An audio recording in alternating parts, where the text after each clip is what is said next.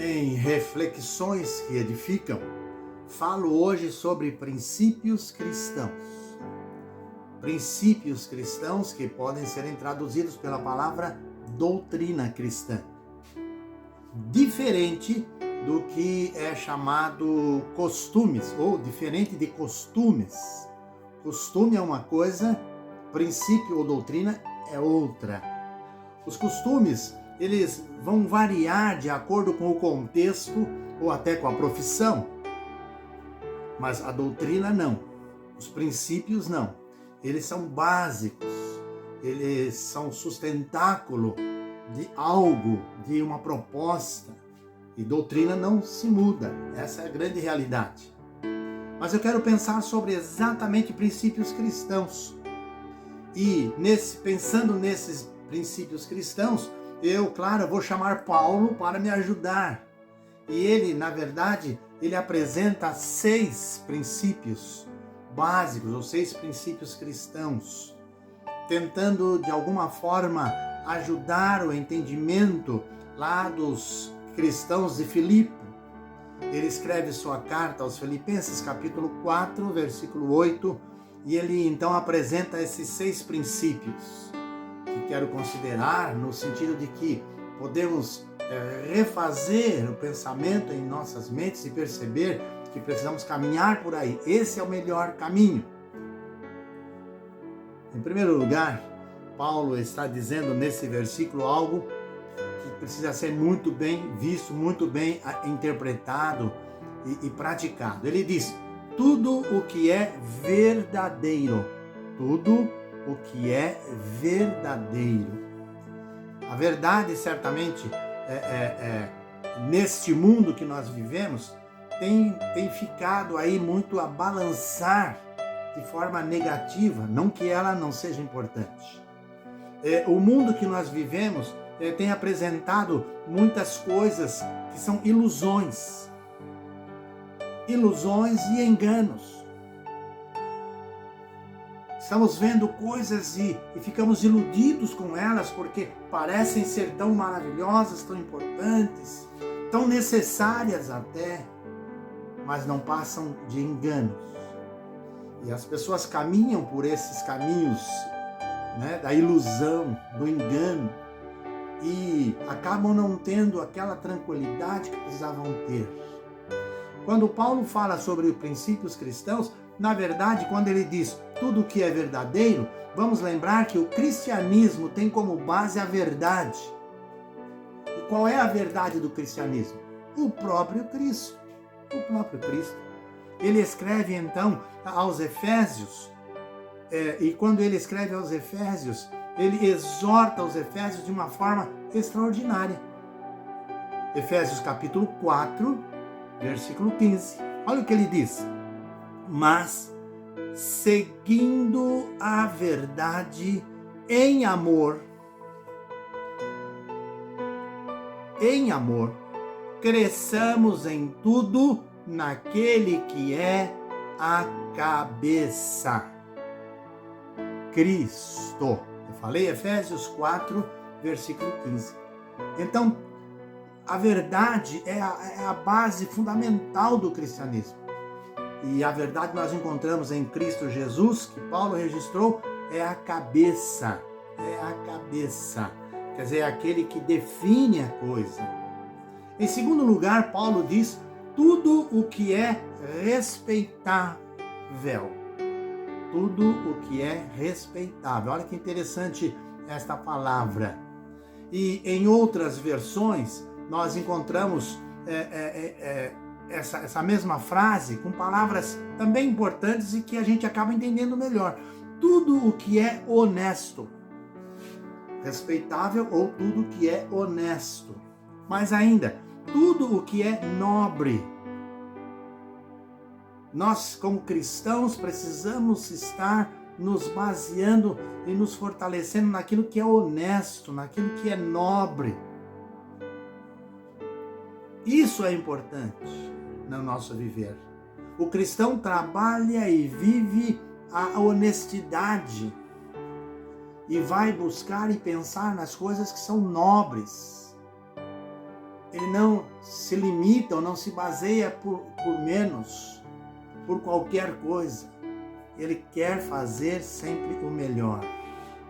O cristão deve, sem dúvida alguma, fixar a sua mente nas coisas que são profundas, sérias e dignas. Isso é o que Paulo fala sobre estar pensando nas coisas nobres. E então o cristão tem 3 coisas para fixar o seu pensamento: em coisas profundas, sérias e dignas. Saiu fora disso, já começa a ter dificuldade no que diz respeito a ser esse cristão que precisa ser.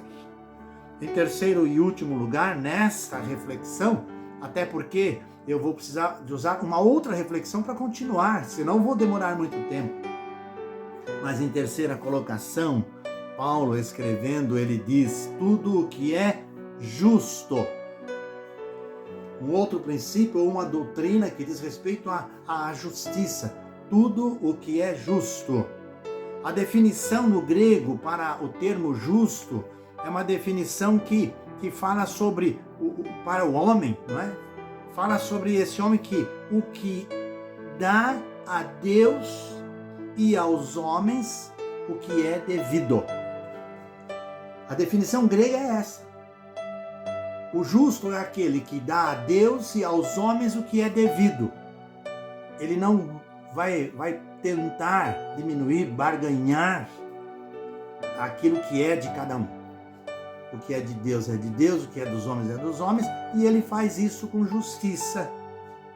Ele descobre o que é devido e ele então paga, digamos assim. Então ele faz da melhor maneira possível aquilo que precisa ser feito.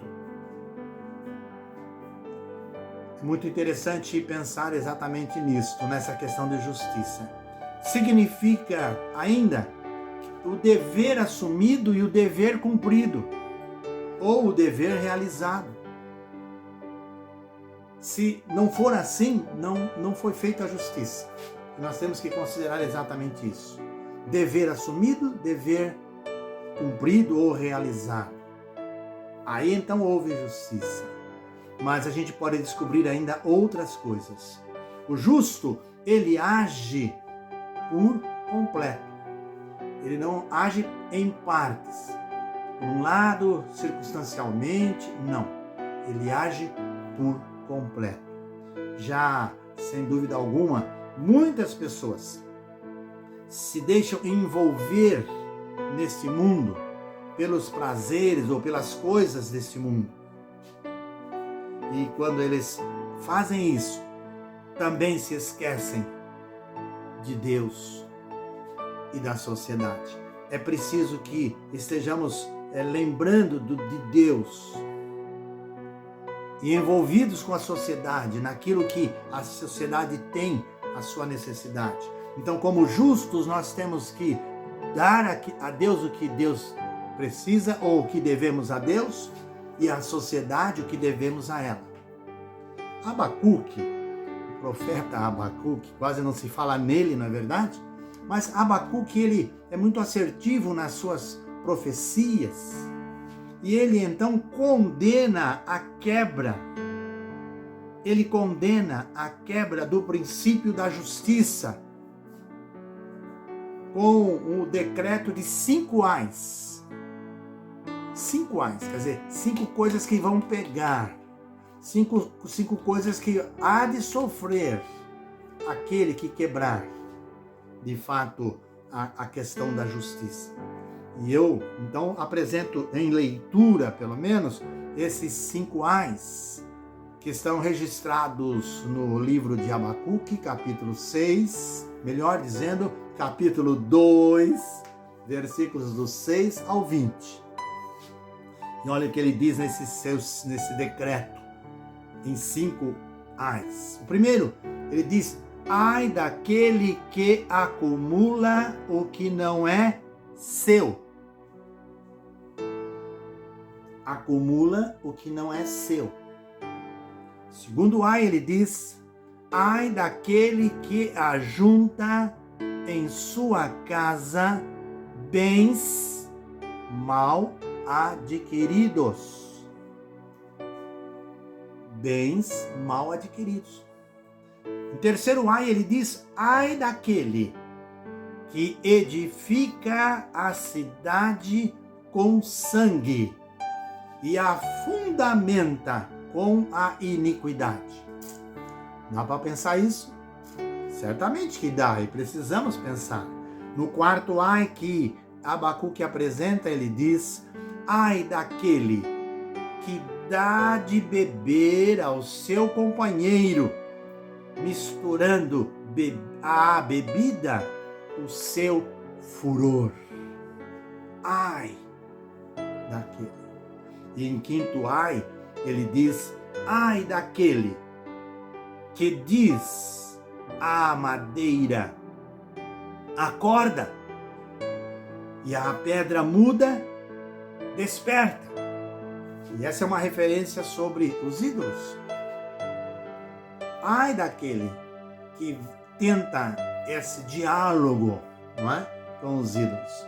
E ele encerra no capítulo que ele está apresentando esses ais, capítulo 2, ele encerra ali no versículo 20 de forma maravilhosa, chamando a atenção para algo que eu e você, nós, nem mesmo eles no passado, deviam deixar passar desapercebidos.